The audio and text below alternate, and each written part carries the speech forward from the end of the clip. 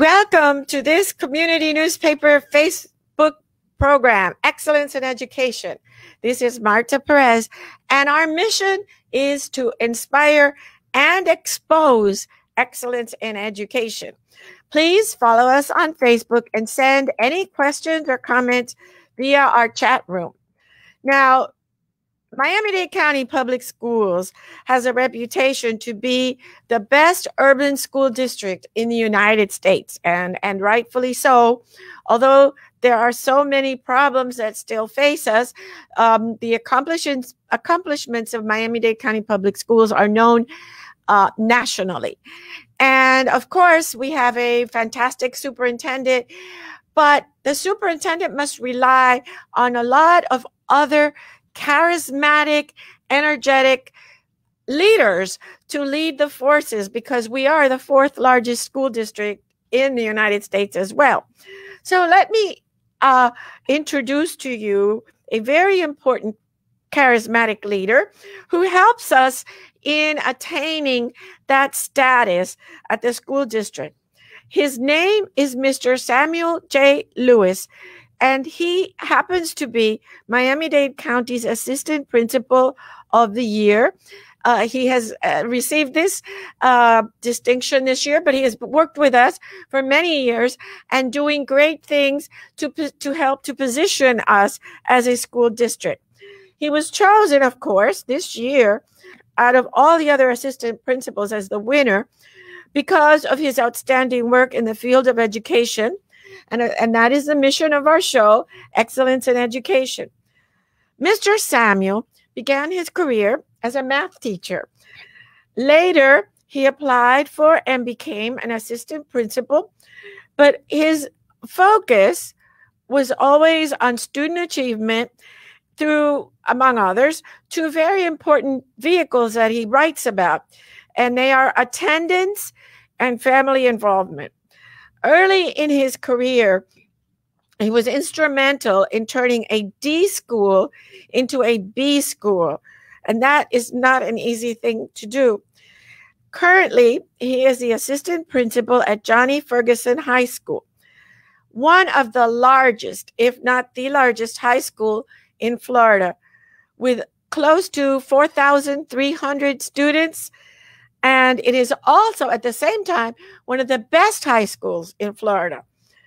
One of Mr. Lewis's favorite quotes is, "Students don't care how much you know until they know how much you care." He is the husband of Jersen and the father of Jolie and Anaya. Please welcome to our program this very charismatic leader, the one and only Mr. Samuel Lewis. Thank you so much for being here. Thank you, and good morning, everyone. Good morning, Dr. Perez. Thank you so much for this honor and privilege to be able to spend some time here to share a little bit about what I do as an administrator, and more importantly, what I do as an educator for Miami-Dade County Public Schools. Before we get to that, you are so inspirational. Tell us a little bit about your background and how you grew up and how you came to become a teacher and on and on.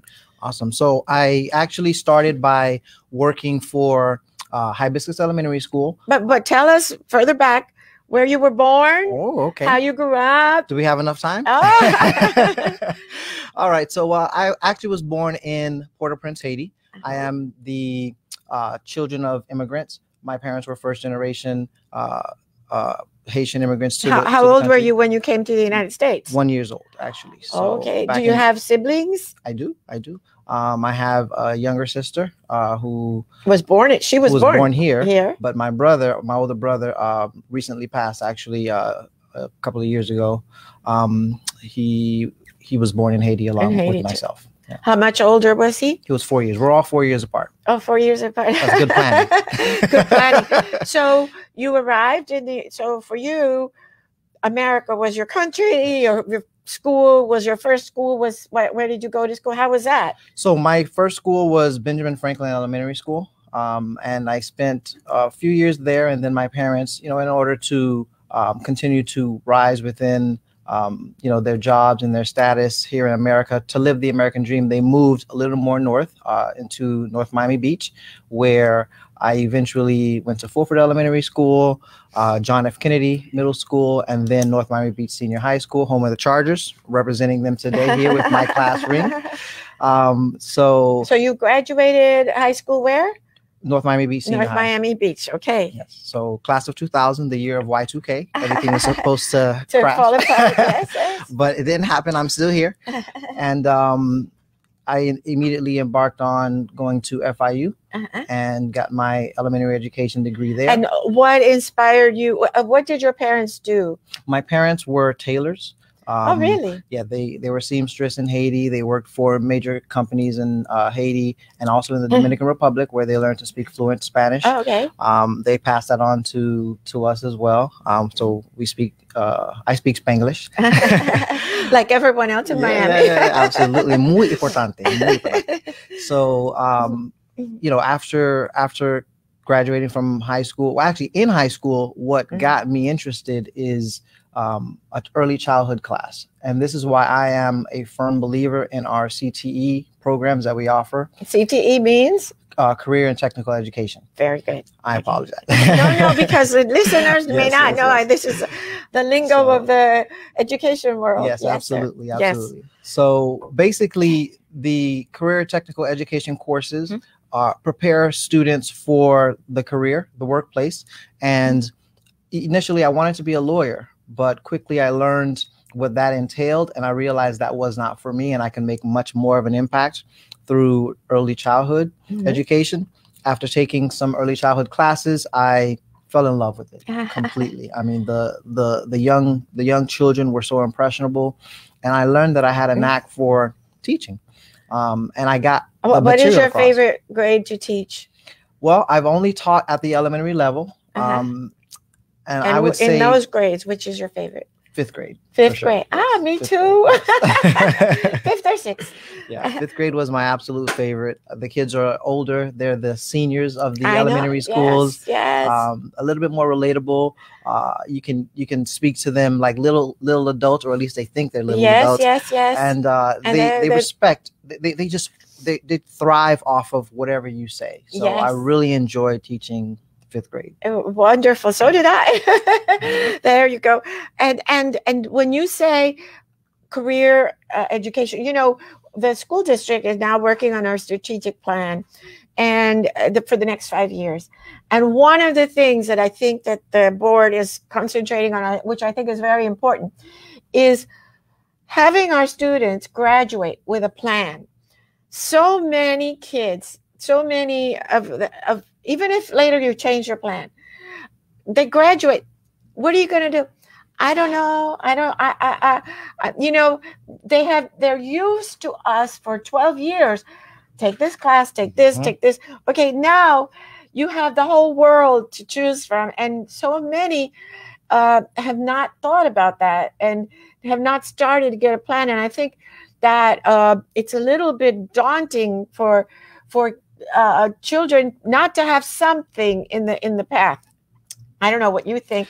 Now your life has changed dramatically from an elementary teacher to becoming an assistant principal at such a large school. I mean, I think you've probably seen everything, right? Yes. So as an assistant principal, seeing so many young adults, you can say they're not adults, but they think they are. What is the biggest challenge in your job? As you mentioned, one of the things that I find to be extremely difficult is to make sure that students have a plan of action. Even yesterday, as recent as yesterday, I had the opportunity and privilege to lead 3 of my students to our CAP counselor to assist them in applying to Miami-Dade College, because they didn't have any plans. They weren't certain. So just being able to, let those kids know that, hey, I've been there. You can do it. I was not. What grade are these? Seniors. Seniors. And they should really have a plan starting in 10th grade, I think. And for one reason or the other, you know, they don't necessarily, they're not sure, they're on the fence, they have other aspirations, but our job, our goal is to seek them out and bring them the resources, and we have them. And that's the beautiful thing about Ferguson, is that we have a plethora of resources, including our CAP counselor, who is phenomenal, who works with the students, helps them fill out applications, looks for available scholarships to see if we can get these students to get into a technical program or into a college or university. Why do you think, what are your characteristics that make you so successful in your job, Mr. Lewis? Well, people tell me that one of the things is that I keep it real. I like to call it keeping it 100, right? So what you see is what you get. You know, I'm a real person. I pride myself on being relatable. And I think people need to be able to see that. I want people to see that I am a real person, someone who is patient and passionate, someone who is enthusiastic and energetic to get things done, relatable, you know, someone who does not stop working for people, who's optimistic, and most importantly, do things that are noteworthy, not for myself or to give myself glory, but and ultimately for the school. So that light, that spotlight can be on my school, so that people know that what we offer is world class because we work for a world class school district. Okay, now you write, and I think you write about your philosophy is, you know, involvement, family involvement. That's not easy. No. That's especially it's not that difficult in elementary, but there comes a point where it's not just about the parents. Some of the students, they don't you go to my, you know, teenagers, don't you go to my school, mom, don't you go to my school? Mm-hmm. You know, it's difficult. So first of all, why do you think that is one of our pillars? Absolute, and I agree 100%. Why is family involvement so key, and how do we increase that? It's a great question. I heard a Chinese proverb recently, and it really struck home for me. It says that every generation enjoys the shade from the tree that was planted from the previous generation. But each generation has the responsibility to also plant. Don't just bask in the shade. It's your job to also plant. Mm-hmm. So looking at the family as a unit, I believe firmly in family, and we can't do this work without family.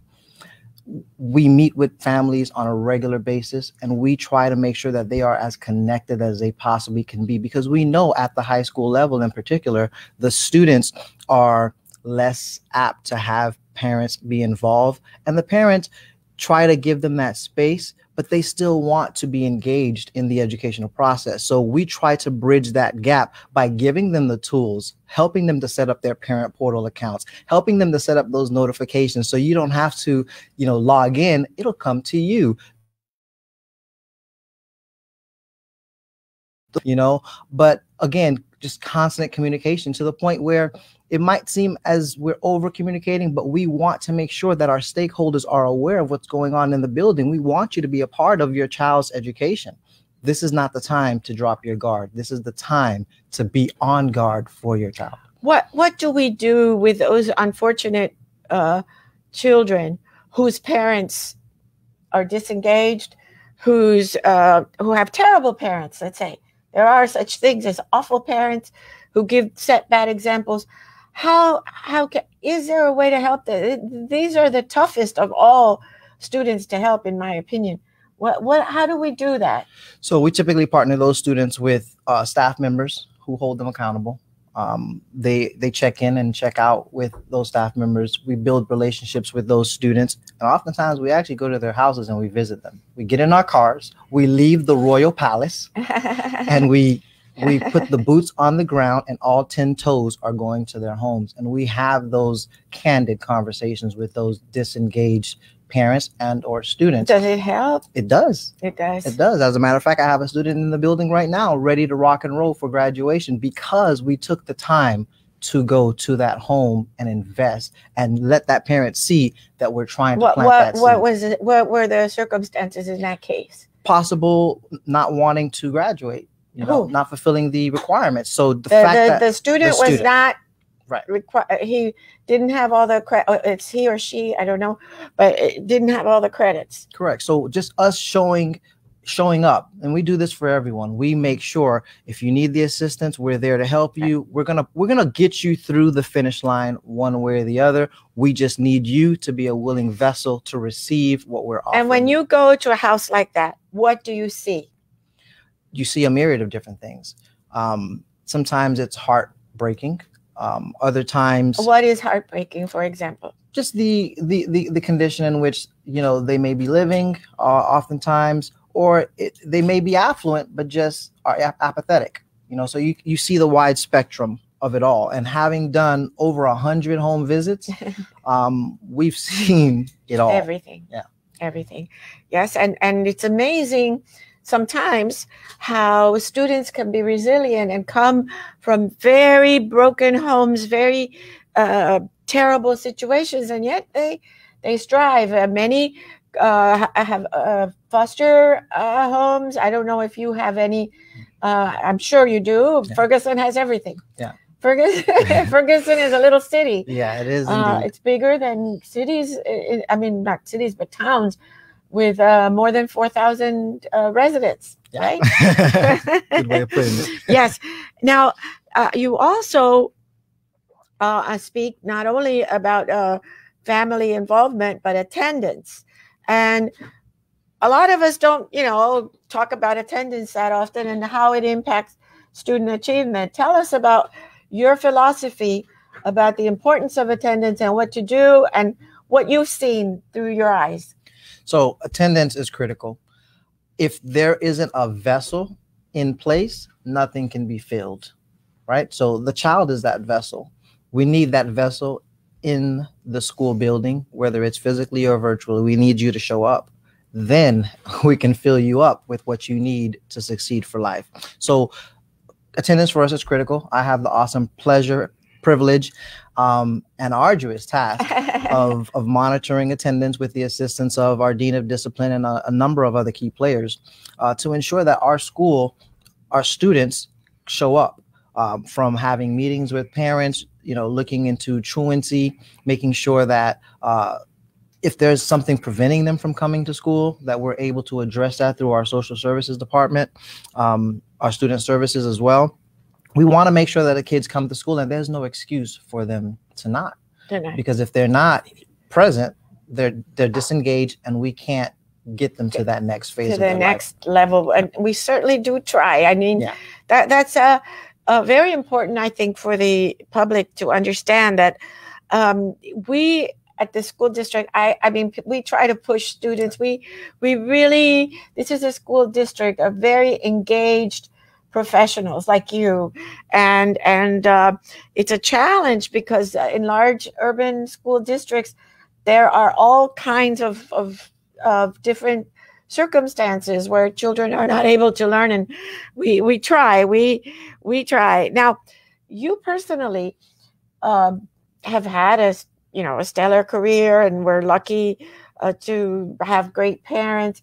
But I'm sure, like everyone else, there have been challenges, personal challenges in your life. Tell us about that. Wow, you just touched you touched the nerve, honestly, because one of the greatest challenges for me as a professional was living in Homestead, but driving to North Miami. So driving 2 hours each way, 4 hours in the car. Got a lot of learning done, a lot of things done. But it was tough for me. It was tough for my family, being away oftentimes for an entire week. But I did it because that's what we do, right? We persevere regardless of the circumstance. And I was fortunate and blessed to be appointed to Ferguson at the end of that 2-year period. And I had never worked in high school. So that in and of itself was I was a little apprehensive. They don't come and hug you and tell you we love you. Definitely they don't do that. Age, no. So you're talking to me? Yeah, getting to Ferguson, I quickly realized I was in the best place, and I thank God, that is where I was appointed to, having worked in elementary for 17 years. And then going to a high school, it was a whole new world. Like you said, it was a city. But shortly thereafter, my colleagues saw in me the passion and the compassion for students and the work that we do, and they nominated me for Assistant Principal of the Year. That was 2 years ago. And the day before the interview with the committee, my parents that night were involved in a major hit and run car accident that left them both with traumatic brain injuries, several broken bones, and ultimately took my father's life. So that year, obviously, I did not go forth with the whole Assistant Principal of the Year, and thankfully I didn't. But 2 years later, as we fast forward, having gone through that trial, having to, you know, take care of my mom.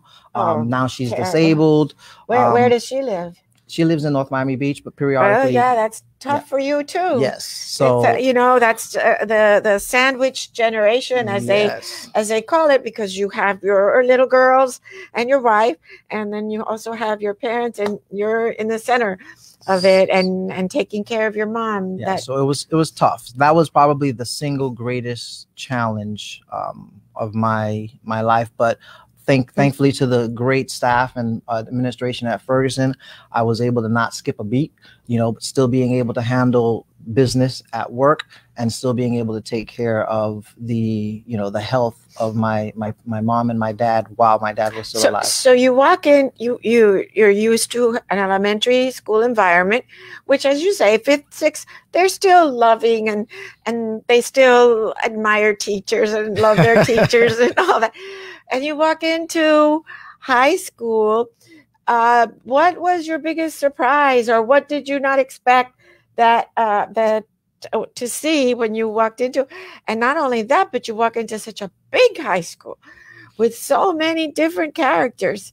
You know, one of the things I noticed, I didn't know what to expect other than the school was massive. But what I did learn quickly is these teenagers are just like my elementary students. They want to be heard. They want love. They want to be respected. Those are basic human tenets, basic human rights, you know? And when I saw that, I'm like, they're just like the little ones.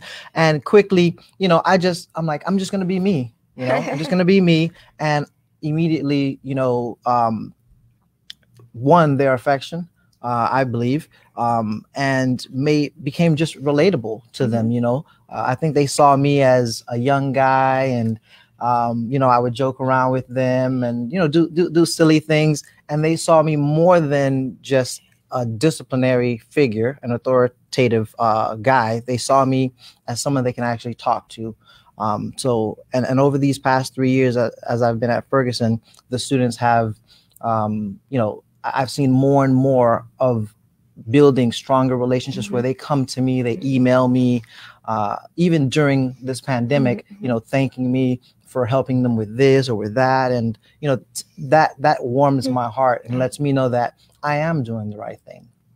You know, with me, it's very interesting because often I speak to students. When I, you know, in a classroom or something, if I speak to small students, they come in and they sit in the front of the room and they try to answer all the questions, etc. Then when they're older students, you're expecting them to kind of do the same. They walk in, they sit in the back. And if you ask a question, it's like you're twisting their arm to get an answer. It's a totally different life. It's a totally different mindset. Yeah. When how old are your daughters? My daughters, one will actually be 13 next week. So I'm going to have a teenager of my own. Oh, my goodness. And the other is 10. Oh, well. But I tell you, Pray for me. Yes, they do change. They do. I know. So you mentioned that Ferguson has a dean of discipline. And what does that mean? And what are some of the biggest disciplinary problems that you have seen as an assistant principal in a high school? Problems? We don't have any problems. Really? No. Our school is perfect. Our kids are excellent. Oh, wow. Wow. No, I'm just kidding. I mean, every school has their own, you know, share of difficulties. I don't think our issues are any different than any other high school. You know, teenagers are teenagers and they do teenager like things or things that they think teenagers should be doing, and just making sure that, you know, they are in school, one, because skipping is when it, you know, that those are, again, that's nothing new. Nothing new. You know, they think it's new.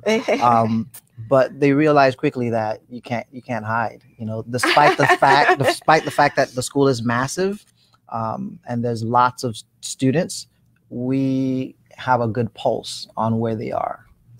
Our time is almost up, incredibly. But before we wrap up the show, I'd like to ask you if you have, and if you do, if you would tell us about if you have a hero and who that would be and why you would consider that person to be your hero. I have so many of them. The first one was a former director and a former principal of mine, Dr. Kenneth Wheeler, who passed away. He was my mentor. He's the one who got me to truly see that I can make an impact as an educator. And the other is my principal, Mr. Rafael Villalobos. Just seeing the love, the passion that he has for what he does. You know, I sit back and I watch. I don't say much. I'm a man of few words, unless I have to speak.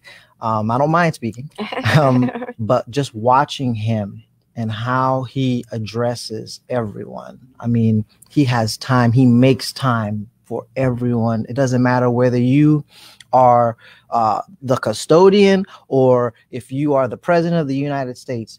He makes the time for you. He's compassionate. He visits every single student who is hospitalized. You know, he calls their parents. And when you see your leader do things like that, you're like, man, I need to do more. You know, so he would be my modern day. Yes. Well, Mr. Villalobos certainly is very impressive, and we had him on the show.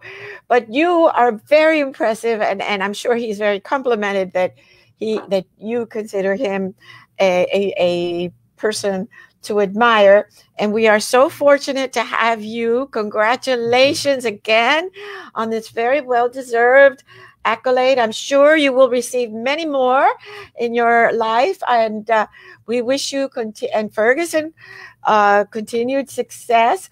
And this becomes the end of our program, and we want to thank all of you for tuning in to Excellence in Education.